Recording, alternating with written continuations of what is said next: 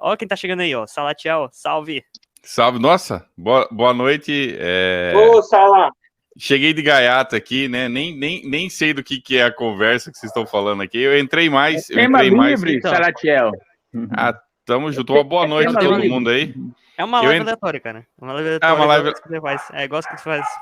Falei, vou entrar, vou dar os parabéns lá, porque eu sei que não é fácil, ainda mais essa temática que a gente aborda, né? Sim. E tem muito preconceito, tem muita... já começou já as ameaças de inferno, como é que é o último que eu vi lá? Que você está zombando de Deus, eu acho engraçado, né, porque ao invés dos caras desejarem o bem, que é o que a Bíblia fala, né, é bem dizer aqueles que vão mal... Amar teu inimigo. Amar teu inimigo e tal, é o contrário, né, não, que a mão de Deus vai cair sobre você vai estar ferrado, que... Nada mais anticristão que isso. Sua família vai ficar com câncer, você vai ver a desgraça do Senhor, eu falei, caracas, velho, eu falei, porra... enfim, né, eu entendo, né, o David deve passar por algo nesse sentido também, né, acho que, e vim passar aqui para dar os parabéns mesmo, e não é fácil, tem hora que desanima, eu passei por essa fase no meu antigo canal, esse desânimo, sabe, eu tive esse período de desânimo que, na verdade, é uma conjunção de fatores, né, cara, se você não tiver com a vida pessoal bem estruturada, vai potencializando até que chega uma hora que você fala assim, não quero mais saber não, entendeu? Então...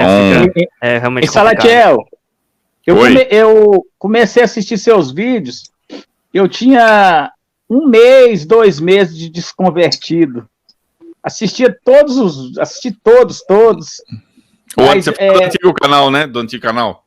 Do antigo canal. Aí, você foi, assim, eu não virei ateu por causa de você, mas, assim, eu intelectualizei meu ateísmo, me aprofundei através dos seus vídeos. Foi a porta de entrada pro pessoal. Bacana, eu fico feliz então, com isso, cara. O Salatiel foi das minhas portas de entrada também, no sentido de que ele, junto com o Ciclista Cético, foram 2 caras assim que me o Ciclista Cético é bacana, ele fazia várias lives, né? Apesar de que eu discordava de uma porrada de coisas do Salatiel. Eu discordava de uma porrada de coisas. E ainda discordo de alguns vídeos que estão sendo postados lá. Não, sim, mas é ao contrário dos religiosos, David. Sim. Ao contrário ao contrário dos religiosos que querem seguidores, cara que fica idolatrando, porque pastor não sabe lidar com o contraditório, né? Ele só quer pessoas que falem amém, amém, glória, tudo o pastor fala amém, né? Sim, concordo. A ponto de... olha só, eu falo que na época que eu era evangélico, o que aconteceu? Se eu falasse qualquer coisa nos grupos de célula, aqueles grupos de estudo bíblico, se eu falasse qualquer coisa ali que fosse duvidosa, os caras iam correndo, era um bando de baba-saco que ia lá contar pro pastor, cara, era muito engraçado isso. Se eu começasse a se questionar muito, os caras iam correndo lá. Então, ao contrário deles... E aí existe aquela repressão, né? Repressão social aí.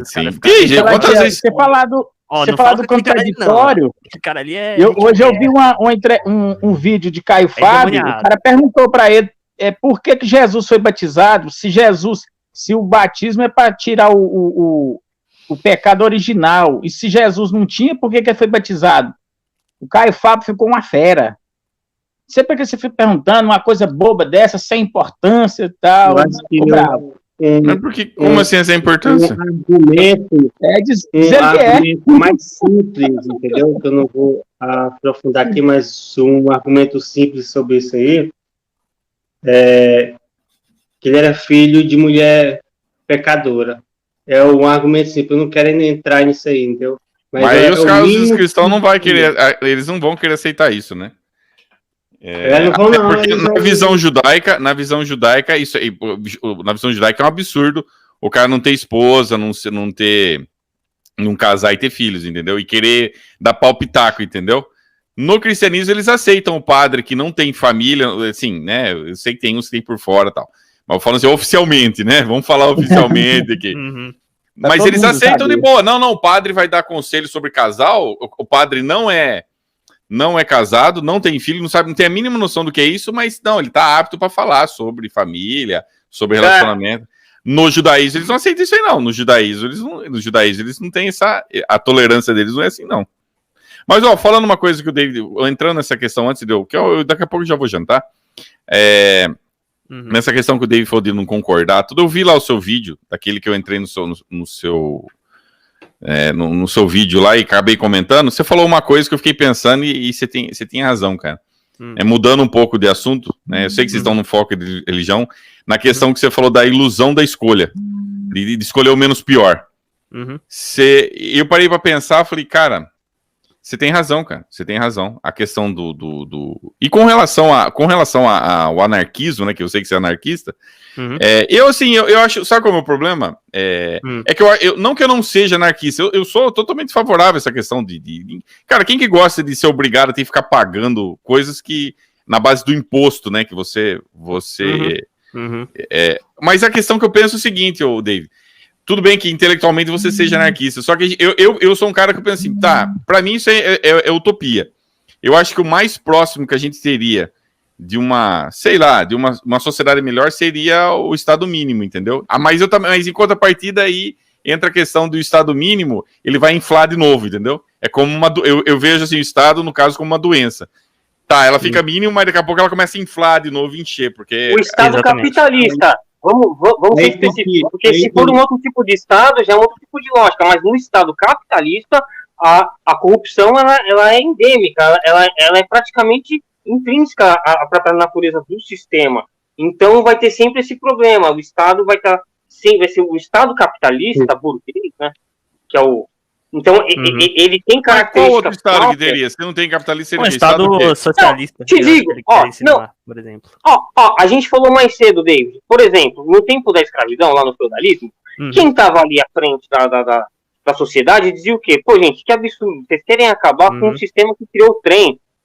A coisa mais sofisticada que a gente tem é o trem. Como é que vocês querem acabar com esse sistema que é o que está dando certo? Então, é uma certa falácia justificadora.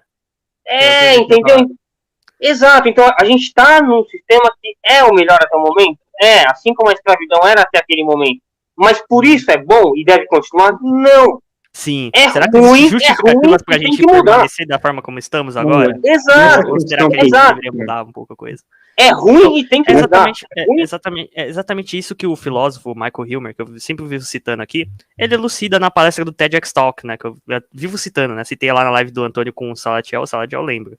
Que eu entrei lá na live do rapaz, tava falando sobre democracia, e eu falei sobre essa palestra do TEDx Talk do Michael Hilmer, né, desse filósofo. E ele aborda aquela noção de progresso moral que eu falei.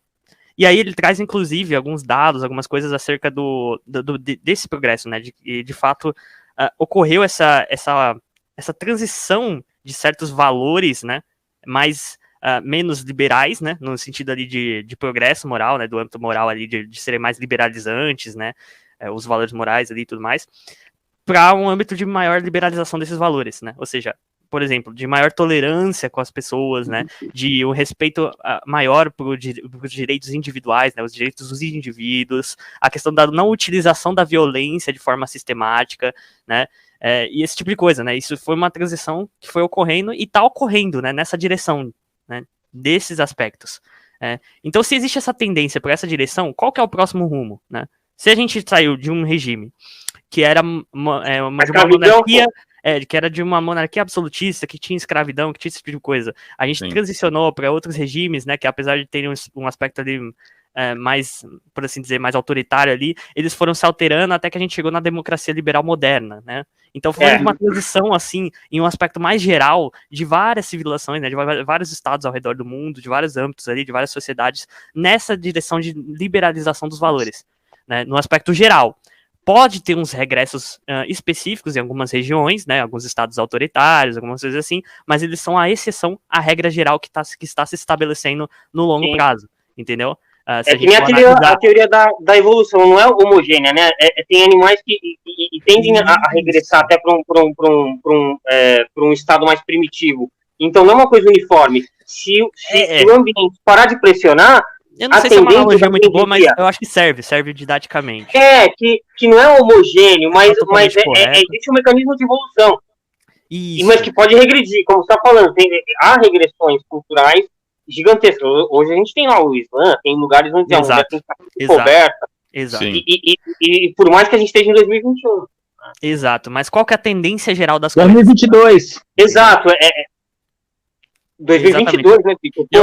Eu tenho uma dificuldade muito grande em, talvez, né, eu tenho uma dificuldade muito grande em imaginar essa sociedade que os anarquistas, os anarquistas e os anarcocapitalistas. É difícil, É difícil imaginar uma sociedade assim, não que não seria interessante você viver livre dos julgos do Estado, né, dessa opressão que tem do Estado, porque uma coisa é fato, né, o Estado ele é ineficiente, né.